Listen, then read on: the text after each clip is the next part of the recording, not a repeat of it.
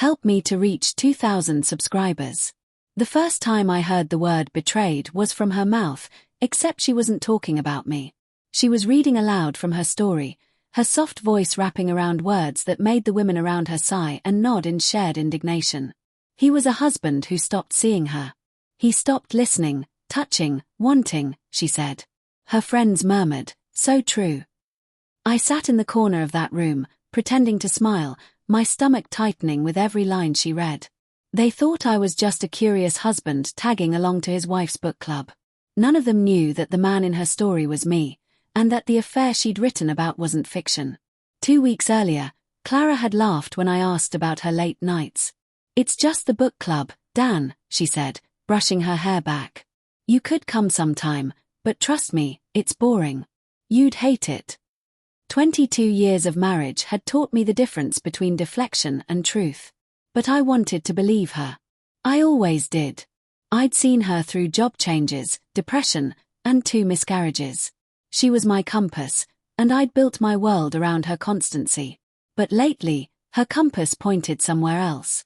The texts came late at night, her smile brighter than the glow of her phone screen.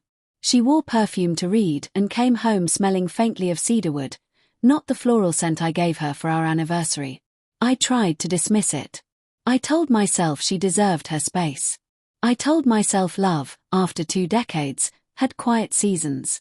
But the quiet had started to feel like a warning.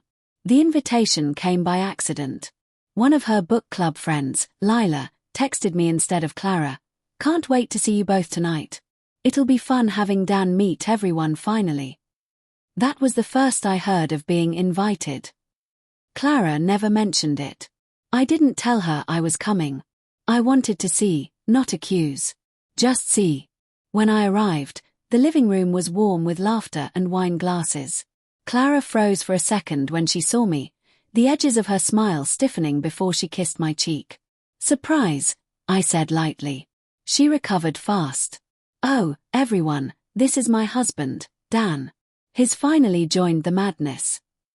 They greeted me kindly, all friendly faces.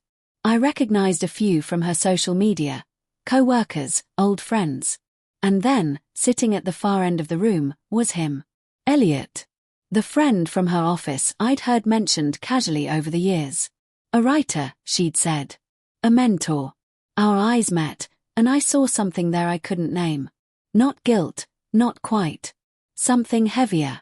A shared secret, straining to stay buried. As the evening went on, Clara read her story.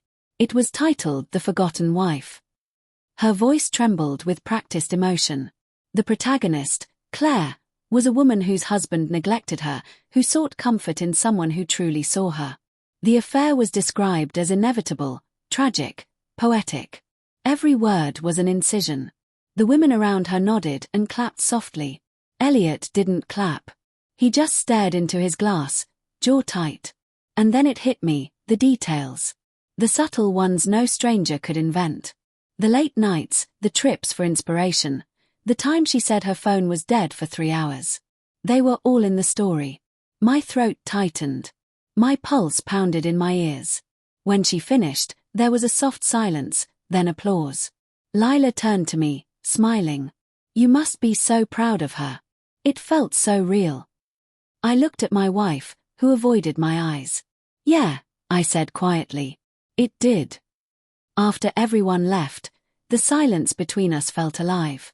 She poured herself another glass of wine. You shouldn't have come unannounced, Dan. It was awkward. I laughed, but it came out hollow. Awkward.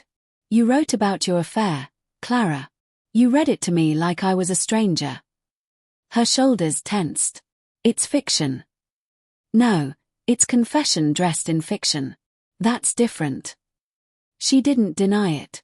That silence, that long, exhausted silence, said everything. Finally, she whispered, I didn't mean for it to happen. I felt invisible. You stopped seeing me, Dan. He listened. I wanted to scream. To break something. But all I managed was, so you turned me into a villain for your audience. Tears slid down her face. I was trying to understand what I'd done. Writing helped me face it. I stared at her, the woman I'd shared a lifetime with, and realized she wasn't just confessing her affair. She was rewriting our marriage, one page at a time, without my permission. That night, I couldn't sleep. I walked through the house we'd built together, seeing ghosts in every corner, laughter, birthdays, shared grief. Had it all been an illusion? Or had love simply decayed quietly, unnoticed, until it collapsed under the weight of neglect and unmet need? By morning, I had my answer.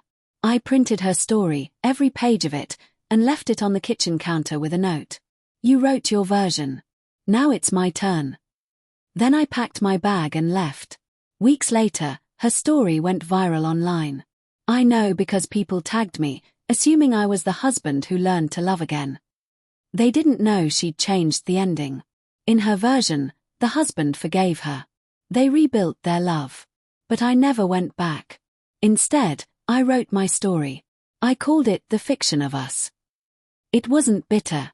It wasn't vengeful. It was about how people lose each other in the spaces between words, how silence becomes betrayal long before lips ever touch another person's skin. I didn't write to punish her. I wrote to remember myself. The last time I saw Clara was at a literary event 6 months later. She was on stage, smiling for the cameras, Elliot sitting a few rows behind her. When she spotted me, her face faltered for a second, just a flicker of recognition and regret. Then she looked away. And I knew we were both telling the truth, in our own ways. Hers was about the woman she became when she stopped feeling loved. Mine was about the man who stayed too long trying to believe love couldn't lie.